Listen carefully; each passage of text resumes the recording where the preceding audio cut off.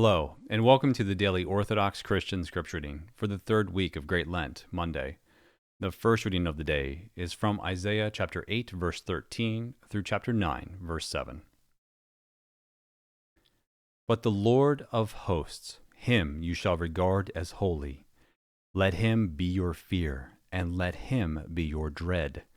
And he will become a sanctuary, and a stone of offense, and a rock of stumbling to both houses of Israel, a trap and a snare to the inhabitants of Jerusalem.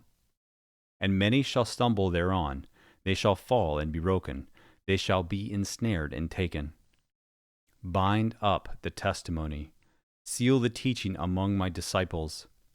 I will wait for the Lord, who is hiding his face from the house of Jacob, and I will hope in him. Behold, I and the children whom the Lord has given me are signs and portents in Israel from the Lord of hosts who dwells on Mount Zion. And when they say to you, consult the mediums and the wizards who chirp and mutter, should not a people consult their God? Should they consult the dead on behalf of the living? To the teaching and to the testimony. Surely for this word which they speak there is no dawn.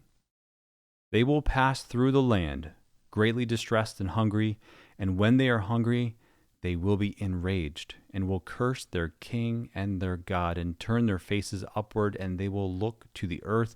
But behold, distress and darkness, the gloom of anguish, and they will be thrust into thick darkness.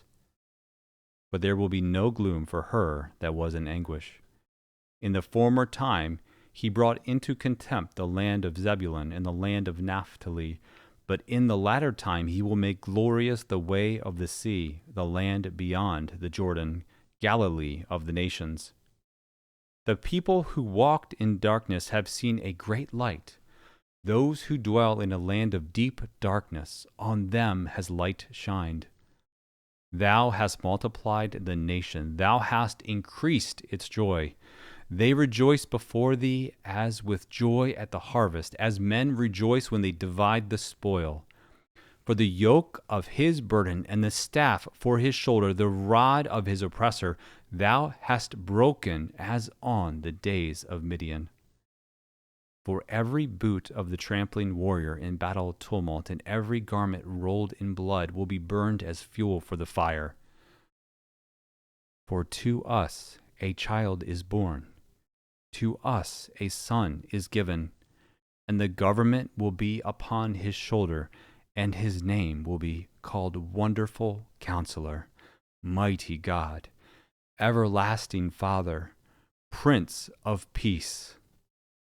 On the increase of his government and of peace there will be no end, upon the throne of David, and over his kingdom, to establish it and to uphold it with justice and with righteousness from this time forth and forevermore. The zeal of the Lord of hosts will do this. And the second reading of the day is from Genesis chapter 6, verses 9 through 22. These are the generations of Noah. Noah was a righteous man, blameless in his generation. Noah walked with God, and Noah had 3 sons, Shem, Ham, and Japheth.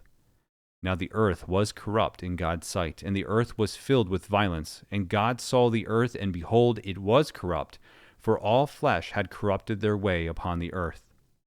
And God said to Noah, I have determined to make an end of all flesh, for the earth is filled with violence through them.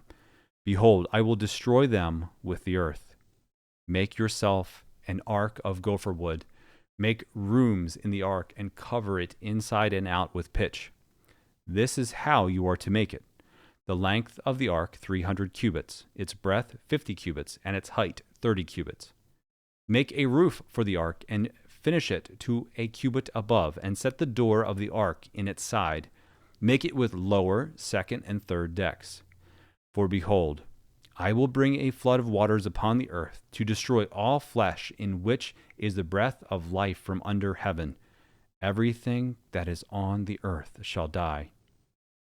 But I will establish my covenant with you, and you shall come into the ark, you, your sons, your wife, and your sons' wives with you. and of every living thing of all flesh you shall bring 2 of every sort into the ark, to keep them alive with you. They shall be male and female, of the birds according to their kinds, and of animals according to their kinds, and of every creeping thing of the ground according to its kind. 2 of every sort shall come into you, to keep them alive. Also take with you every sort of food that is eaten, and store it up, and it shall serve as food for you and for them. Noah did this. He did all that God commanded him. And the third reading of the day is from Proverbs chapter 8, verses 1 through 21. Does not wisdom call? Does not understanding raise her voice? On the heights beside the way, in the paths she takes her stand. Beside the gates in front of the town, at the entrance of the portals, she cries aloud, "To you, O men, I call, and my cry is to the sons of men. O simple ones, learn prudence. O foolish men, pay attention. Hear, for I will speak noble things, and from my lips will come what is right, for my mouth will utter truth. Wickedness is an abomination to my lips. All the words of my mouth are righteous. There is nothing twisted or crooked in them. They are all straight to him who understands, and right to those who find knowledge. Take my instruction instead of silver, and knowledge rather than choice gold. For wisdom is better than jewels, and all that you may desire cannot compare with her. I, wisdom, dwell in prudence, and I find knowledge and discretion.